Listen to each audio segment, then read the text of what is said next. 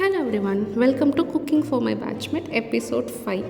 இன்றைக்கி வந்துட்டு ஒரு ஸ்பெஷல் எடிஷன். நான் பிரேமம் பாய்ஸை பற்றி சொல்லிக்கிட்டே இருப்பேன்ல, அப்போ எல்லாருமே வந்துட்டு பிரேமம் பாய்ஸை நீ ஓவர் க்ளோரிஃபை பண்ணுறேன்னு சொல்லிக்கிட்டே இருந்தாங்க என் பேட்ச்மேட்ஸ். பட் இல்லைங்க, உண்மையாகவே அவங்களுக்கு ஒரு ஃபேன் பேஸ் இருந்துச்சு. அதுக்கு இதுதான் வந்து ஒரு நல்ல ஒரு எக்ஸாம்பிள். என்னென்னா, இந்த ஃபர்ஸ்ட் அனஸ்தட்டிஸ்ட் பிரேமம் பாய்ஸோட அனஸ்தட்டிஸ்ட் போட்டிருந்தேன்ல, அந்த வீடியோ பார்த்துட்டு உடனே ஒரு ஹாஃப்-அன்-ஹவர்க்குள்ளே ஜூனியர் கேர்ள்ஸ் எல்லாருமே அண்ணான்னு கூட கூப்பிடல, இவங்க தான் போட ஆரம்பிச்சிட்டாங்க. 1 or 2% தான் அண்ணான்லாம் சொல்லியிருந்தாங்க. எல்லோரும் ரொம்ப எக்ஸைட் வேறு ஆகிட்டாங்க. அதனால் நான் வந்துட்டு என்னோடய ஜூனியர்ஸ்க்கு வந்து ஒரு ஸ்பெஷல் எடிஷன் போடலான்னு வச்சுருந்தேன். ஃபர்ஸ்ட் 2 மெம்பர்ஸ்க்கு மட்டும். அதில் ஒருத்தவங்களுக்காக குக் பண்ணுறேன். அண்ட் இன்னொன்று, ரொம்ப நாள் ஆகிடுச்சு வீடியோ போட்டுட்டு நான் இதை சொல்லணும். கிச்சன் ஆக்சிடென்ட்ஸ் பற்றி எப்போவுமே சொல்லுவேன். ஸோ நம்ம கையை டீப்பாக கட் பண்ணிக்கிட்டேன். அண்ட் இந்த டைம் தான் வந்துட்டு நிறைய பேர் என்கிட்ட சொன்னாங்க, கை கட் பண்ணுறதுலாம் சின்ன விஷயம், குக் பண்ணிக்கிட்டே இருக்கணுன்ட்டு. அதெல்லாம் கிடையாது. கையெல்லாம் கட் பண்ணிக்கிட்டோன்னா நமக்கான ரெஸ்ட் எடுத்தே தான் ஆகணும். குக் பண்ணணுன்னு அவசியமே கிடையாது. சில்லி பவுடர் படம், லெமன் படம் ரொம்ப கஷ்டப்படுவோம். அவ்வளோ கஷ்டப்பட்டு ஒரு குக்கிங் செய்யணுமான்றதெல்லாம் வந்துட்டு கொஞ்சம் யோசிச்சுக்கோங்க. அதுக்கு பதிலாக ஒரு 2 நாள் நல்லா ரிலாக்ஸ் பண்ணிவிட்டு ஹோட்டலில் சாப்பிட்டுட்டு அதுக்கப்புறமா நீங்கள் திரும்ப பேக் டு ரொட்டீன் வந்துக்கலாம். அண்ட் இன்னொரு விஷயம், என்கிட்ட எல்லாருமே கேட்குறது, நீ உனக்குன்னு எதுவுமே செஞ்சுக்கவே மாட்டியா அப்படின்ட்டு. அப்படிலாம் கிடையாதுங்க. நான் யாருக்கு குக் பண்ணாலும் எனக்கு என்ன வேணுன்றதை நான் செஞ்சுருவேன். இப்போ கூட பாருங்கள், நான் சாப்பிட்டுட்டு தான் இதை செய்கிறேன். Water, chia seed, honey and lemon. And next, இப்போ நம்ம ஜூனியருக்காக குக் பண்ண ஆரம்பிக்க போகிறோம். நம்ம ஜூனியரை யாரும் கண்ணெல்லாம் பிடிக்க வேண்டாம். நான் இன்ஸ்டாகிராமில் யாருன்னு டேக் பண்ணியே போட்டுடுறேன். அண்டு இவங்க வந்துட்டு நம்ம கூட MBBSயில் ஜூனியராக இருந்துட்டு இப்போது என் கூடயே நாங்கள்லாம் படித்த காலேஜ்லேயே ஒர்க் பண்ணிகிட்ருக்கோம். ஸோ எனக்கு கலீகாக இருக்காங்க. இப்போது பாப்பா ரொம்ப ரொம்ப ரொம்ப ரொம்ப ஸ்வீட் பாப்பா. எப்போவுமே இந்த அண்ணா எப்படி இருக்காங்க, அந்த அக்கா எப்படி இருக்காங்க, அந்த அண்ணா பார்த்து எவ்வளோ நாளுக்கு ஆச்சு. ரொம்ப ரெஸ்பெக்ட் கொடுப்பாங்க, ரொம்ப ரொம்ப ரெஸ்பெக்ட் கொடுப்பாங்க. நான் நிறைய என்னோடய ஃப்ரெண்ட்ஸ் சொல்லுவாங்க, ஜூனியர்ஸ்லாம் பேசக்கூட மாட்டாங்க, பார்த்தா ரெஸ்பெக்ட் கொடுக்காம போவாங்கன்னு, வேறு காலேஜ் ஃப்ரெண்ட்ஸ். பட் என்னோடய ஜூனியர்ஸை பொறுத்த வரைக்கும் நான் ஒரு விஷயம் சொல்லணுன்னா, மேரேஜ்லலாம் பார்த்தா பேசுகிறாங்க, எப்படி இருக்கீங்க, அந்த ஒரு ரெஸ்பெக்ட் எல்லாமே நம்ம ஜூனியர்ஸ் எவ்வளோ நல்ல டைப், எவ்வளோ நல்ல ப்ராட்டப் இந்த மாதிரி இருக்கும் எனக்கு. அவங்க நிறைய ஜூனியர்ஸ் இன்விடேஷன் சென்ட் பண்ணிடுவாங்க, கண்டிப்பாக வரணும்னு சொல்லுவாங்க. அண்டு ரெஸ்பெக்ட் கொடுக்குறது, எல்லாரையுமே எப்படி இருக்காங்கன்னு கேட்குறது, இதெல்லாமே அந்த ஒரு பாண்ட் நம்ம ஹோல் பேட்ச்மே கொடுத்தா தான் அவங்களும் நமக்கு திரும்ப கொடுப்பாங்க. ஸோ இந்த பாப்பாவுக்கு பொங்கல் ரொம்ப பிடிக்கும்னாங்க. எனக்கும் யாருக்காச்சும் ஒருத்தர் பிரேக்ஃபாஸ்ட் செய்யணும், நான்வெஜ் இல்லாமல் வெஜ்ஜு போகணும். எல்லாருமே நினச்சிட்டே இருந்தாங்க எனக்கு நான்வெஜ் மட்டும் தான் செய்ய தெரியும்ன்ட்டு. பட் எனக்கு நான்வெஜ்ஜை விட வெஜ்ஜு நல்லா வரும். அது யாராவது ஒருத்தருக்கு நான் செஞ்சு காமிக்கணும் அப்படின்றத நான் யோசிச்சுட்டே இருந்தேன். அப்போ தான் பாப்பா பொங்கல் பிடிக்கும்னாங்க. ஸோ இதை செய்யும் போது மார்னிங் 5:30க்கு எழுந்துருச்சு, 6 o'clock ஆரம்பித்தேன். ஸோ பொங்கல் செய்ய போகிறேன். ஃபர்ஸ்ட் ரைஸ் எடுத்து இந்த மாதிரி வாஷ் பண்ணிக்கிறேன். 1:2 ரேஷியோவில் அரிசி அண்ட் பருப்பு எடுத்துக்கலாம். பட் நான் 1/2 கிலோ அரிசி அண்ட் 100 grams பருப்பு. எனக்கு பருப்பு அந்த அளவுக்கு இருக்க வேண்டாம், எனக்கு ரைஸ் நிறைய இருக்கணும். அண்ட் நான் என்னென்னலாம் செய்ய போகிறேன்னா, மாங்காய் பச்சடி, அதுக்கப்புறம் வெண்பொங்கல், தேங்காய் சட்னி அண்ட் அக்கார வடிசல். இப்போது நான் ஒரு 5 மணிக்கு ஏஞ்சிருந்தேன்னா எல்லாம் தனித்தனியாக அழகாக செஞ்சுருந்துருக்கலாம். பட் நம்ம ஏஞ்சிருந்தால் 6 மணி அண்ட் 7:30க்கு நம்ம கிளம்பியே ஆகணும், இல்லைனா காலேஜ் போக முடியாது. ஸோ ஒரே குக்கரில் வெண்பொங்கல் அண்ட் அக்கார வடிசல் ரெண்டுத்தையுமே ஒரே குக்கரில் பண்ணிவிட்டு நான் பிரிக்க போகிறேன். இப்போ எப்படி போட்டிருக்கேன்னா, மொத்தம் 3 கப் ஃபுல்லாக அரிசி, 1 கப்பில் பாசிப்பருப்புன்னு வச்சுக்கோங்க. 4 கப் இருக்கா, நான் 12 கப் தண்ணி ஊற்றிருக்கேன். இந்த தண்ணி ஊற்றிட்டு உப்பு போடாமல் நான் மூடி வைக்க போகிறேன். டைம் ஆகிடுச்சு, அதனால் நம்ம இந்த மாதிரி குளறுபடி பண்ணுறோம். உப்பு போடாமல் ஒரு 4 to 5 விசில் விட்டுட்டோன்னா அதுக்கப்புறம் பிரித்து தனித்தனியாக பண்ணிக்கலாம். இந்த பொங்கல் பண்ணுறது ஒரு ஆர்ட்னே சொல்லலாம். பிகாஸ் வராதுங்க பொங்கல் நீங்கள் நினைக்கிற அளவுக்கு. நீங்கள் என்னென்னலாம் மிஸ்டேக் பண்ணுவீங்கன்னு சொல்கிறேன். நீங்கள் என்னென்னலாம் பண்ணுவீங்கன்னா, அரிசியையும் பருப்பையும் 1 மணி நேரம் ஊற வச்சுருவீங்க. ஆக்சுவலி நீங்கள் ஊறவே வைக்கக்கூடாது. அதை ஊற வச்சுட்டு நீங்கள் செஞ்சீங்கன்னா கூடாது, பொங்கல் ஆகாது. நீங்கள் என்ன பண்ணணுன்னா, அரிசியும் பருப்பையும் கழுவுன உடனேவே குக்கரில் வச்சிடணும். கொஞ்சம் ஊற விட்டிங்கன்னா கூட அது வந்து தனித்தனியாகவே இருக்க ஆரம்பிச்சிடும், பொங்கல் மாதிரி வராது. நெக்ஸ்ட் வந்து மாங்காய் பச்சடி. ஏன் மாங்காய் பச்சடியை சூஸ் பண்ணேன் அப்படின்னா, இது வந்து நம்ம லேண்ட் பக்கத்தில் ஒருத்தவங்க கொடுத்தது, ரொம்ப நல்லா இருந்துச்சு. அவங்க வந்து நுங்கு சீசனாக நுங்கு கொடுத்துருவாங்க, மாங்காய் சீசனாக மாங்காய் கொடுத்துருவாங்க. அவங்க ஏதாவது போடுறாங்கன்னா நமக்கு வந்து கொடுத்துருவாங்க. அவங்க போடுற செங்கலை தவிர மீதி எல்லாத்தையுமே விளையிறதெல்லாம் நம்ம கொடுத்து அனுப்பிக்கிட்டே இருப்பாங்க. வேர்க்கடலெல்லாம் மூட்டை மூட்டையாக கொடுப்பாங்க. எந்த மணியும் வாங்கவே மாட்டாங்க. நம்ம கார் போனாலே அவங்க எடுத்து வச்சுட்டு நம்ம வரும்போது கொடுத்துருவாங்க. ஸோ அதெல்லாம் பெரிய விஷயம். அதெல்லாம் கண்டிப்பாக அப்படியும் பர்சன் இருக்காங்கன்றதை நம்ம சொல்லணும். இந்த மாங்காய் ரொம்ப நல்லா இருந்துச்சு. ஸோ இதை வச்சு ஏதாவது ஒன்று பண்ணணும்னு யோசிக்கும்போது நான் வந்து பச்சடி பண்ணலான்னு நினச்சேன். பட் நான் அந்த மாங்காய் கூட எவ்வளோ சண்டை போடுறேன்னு பாருங்கள், அவ்வளோ கட்டியாக இருந்துச்சு. ஜஸ்ட் பிகாஸ் இந்த மாங்காவை நான் யூஸ் பண்ணியே ஆகணும் என்னோடய ஜூனியருக்குன்றதுக்காக இந்த பச்சடியை வந்து ஆட் பண்ணேன். பட் எந்த விதத்துலேயும் இந்த பொங்கல் கூட இந்த பச்சடி வந்து போகவே போகாது. சும்மா எனக்கு வந்து இது அவ்வளோ டேஸ்ட்டாக இருக்குது இந்த மாங்கான்னு சொல்லணுன்றதுக்காக இதை நான் செஞ்சது தான். ஸோ மாங்காய் வந்துட்டு ஷேப்பெல்லாம் தேவையில்லைங்க. உங்களுக்கு குழைய விடணுன்னா குழைய விட்டுக்கலாம். ஸோ அதனால் ஷேப்பெல்லாம் வேண்டாம், ஜஸ்ட்டு மாங்காவை கட் பண்ணி எடுத்துக்கிட்டால் போதும். அண்ட் இந்த மாங்காய் பச்சடியை பொறுத்த வரைக்கும் இதை பிடிக்கலன்னு சொல்கிற ஆள் இருக்கவே மாட்டாங்க. பிகாஸ் அறுசுவைன்னு சொல்லுவாங்க தெரியுமா, எல்லாமே இந்த மாங்காய் பச்சடியில் இருக்கும். நம்ம வந்து எல்லாத்தையுமே போட்டுருவோம், கசப்புலேருந்து எல்லாமே இருக்கும், அவ்வளோ சூப்பராக இருக்கும். இப்போ நம்ம ஃபஸ்ட்டு வந்து மாங்காய் பச்சடி தான் செய்ய போகிறோம். நம்ம நிறைய விஷயம் செய்யும்போது பாத்திரம் ரொம்ப தட்டுப்படும். ஸோ ஸ்டீல் பாத்திரம் எடுத்திருக்கேன். பட் நீங்கள் ஸ்டீல் பாத்திரத்தில் செய்யாதீங்க, ஏன்னா வெல்லம்லாம் போட்டு செய்கிறது. இந்த வெல்லம் வந்துட்டு அடி பிடிச்சிரும். ஸ்டீல் பாத்திரம் எப்போவுமே அடி பிடிக்கும். ஸோ பார்த்து இங்கே பாருங்கள், நான் கொஞ்சம் விடுறேன்ல, எண்ணெய் அந்த இடத்துல இல்லைல்ல, அது பாருங்கள் எப்படி கருகிடுச்சுன்ட்டு. ஸோ ஸ்டீல் பாத்திரத்தை நம்பவே முடியாது. நார்மலாக தாளிக்கிற மாதிரி தான் கடுகு, கருவேப்பிலை, மாங்காய் போட்டிருக்கேன். மாங்காய் நல்லா கண்ணாடி மாதிரி வருங்க, சூப்பராக இருக்கும். நல்லா ஆயிலில் ஃப்ரை பண்ணணும். எண்ணெய் கத்திரிக்காய்க்கு வந்து கத்திரிக்காவை ஃப்ரை பண்ணுவீங்களா அதே மாதிரி. கொஞ்சம் வந்துட்டு பெருங்காயம் போட்டிருக்கேன். அண்டு பச்சை மிளகா நல்லா பார்த்துக்கோங்க. புளிப்பு ஆல்ரெடி போட்டாச்சு, சரிங்களா. பச்சை மிளகா போட்டாச்சு, உப்பு போட்டிருக்கேன். 3 சுவை வந்துருச்சா, ஓகே. இப்போ வந்து பார்த்திங்கன்னு வச்சுக்கோங்களேன், நம்ம ஜூனியராக கேட்ட ஒரு விஷயம் என்னென்னு பார்த்திங்கன்னா இந்த ஜெல்லி. இது வந்து ரொம்ப நாள் அவங்க வேணும்னு கேட்கல, அவங்க அந்த கட் பண்ணுறது ஆசையாக இருக்குது பார்க்கன்னாங்க. ஸோ அந்த ஜெல்லியோட டெக்ஸ்சர் அது வந்து அக்கா அது வந்து எப்படிக்கா அப்படி கட் பண்ணுறீங்கன்ற மாதிரி. ஸோ அவங்களுக்கு அது எப்படி இருக்கும்னு தெரியணுன்னாங்க. அதையும் நம்ம இன்றைக்கே செஞ்சுருவோம் அப்படின்னு சொல்லிவிட்டு நான் வந்து செஞ்சுட்டேன்.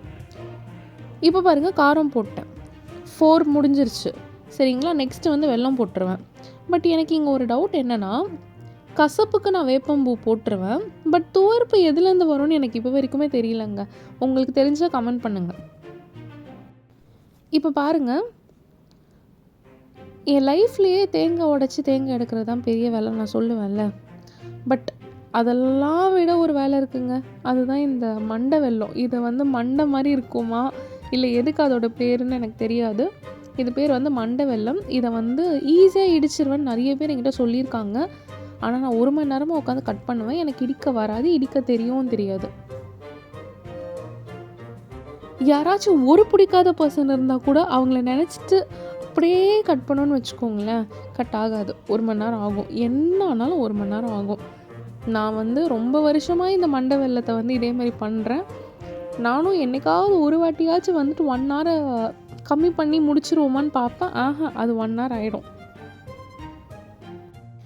இப்போ பாருங்கள், நான் அகார என் தண்ணி ஊற்றி நல்லா கொதிக்க வச்சுட்டு இப்போ வந்து மில்க் ஊற்றிட்டேன். நல்லா க்ளவுடி ஆகிடுச்சு. மில்க் ஊற்றி மில்க்கை வந்து மிக்ஸ் பண்ணி கொதிக்க விட்டுட்டு சுகர் போடுறேன். சுகரை வந்து கொஞ்சம் வந்து மிக்ஸ் பண்ணுறேன். இப்போ பாருங்கள், நம்ம மாங்காய் பச்சடியை திரும்ப போய் பார்ப்போம். இதில் நான் வந்து வெல்லம் போடுறேன்.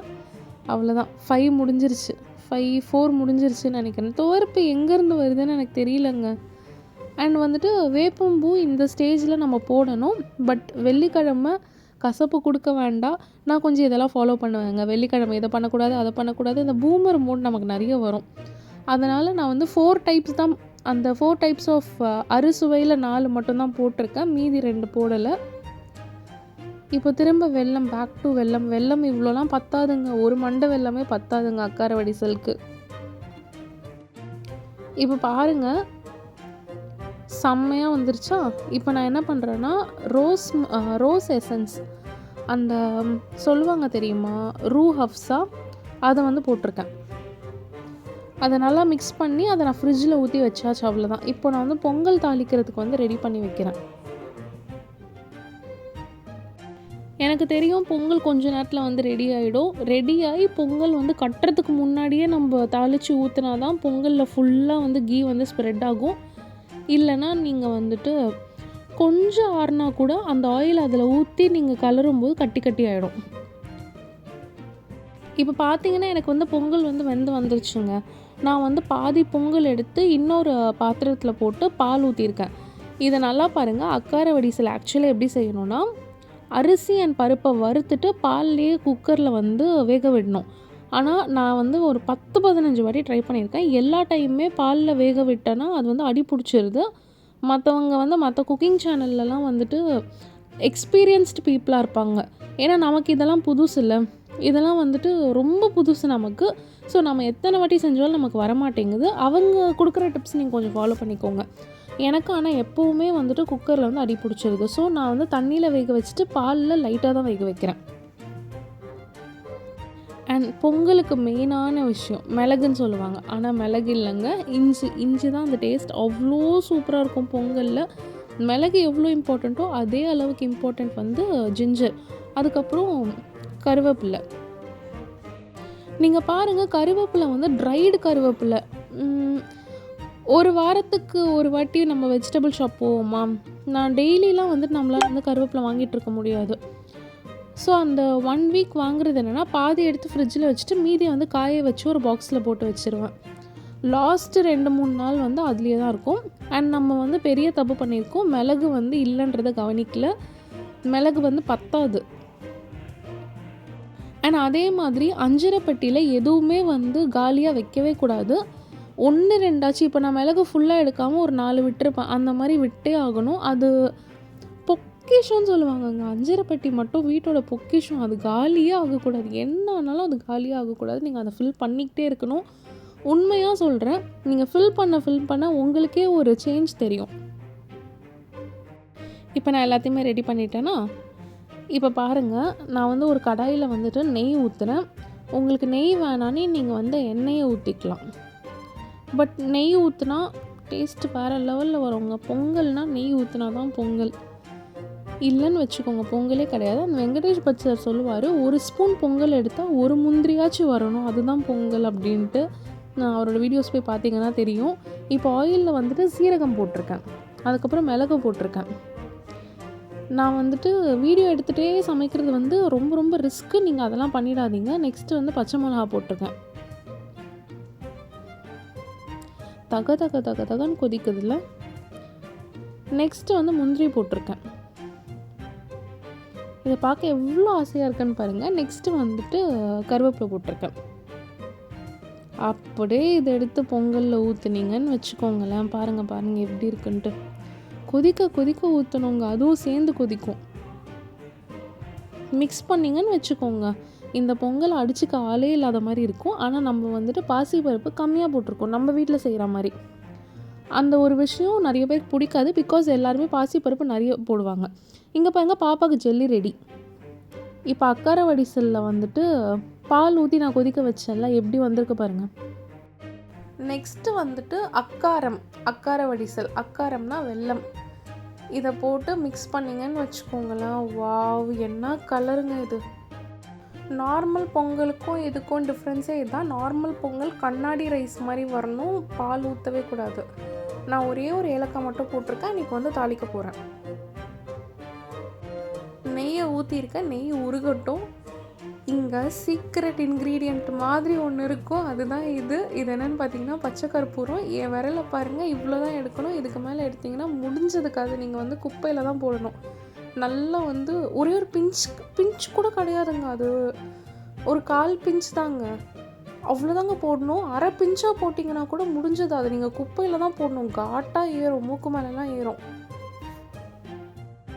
கோவிலில் கொடுக்குற பிரசாதம் மாதிரி இருக்கணும்னா பச்சை கற்பூரம் நீங்கள் போட்டே ஆகணும். அவ்வளோ டேஸ்ட்டு வரும். அப்படியே வந்துட்டு கண்ணை மூடிட்டு சாப்பிட்டிங்கன்னா கோவிலில் உட்காந்துட்டு இருக்க மாதிரியே இருக்குங்க. அவ்வளோ நல்லாயிருக்கும்.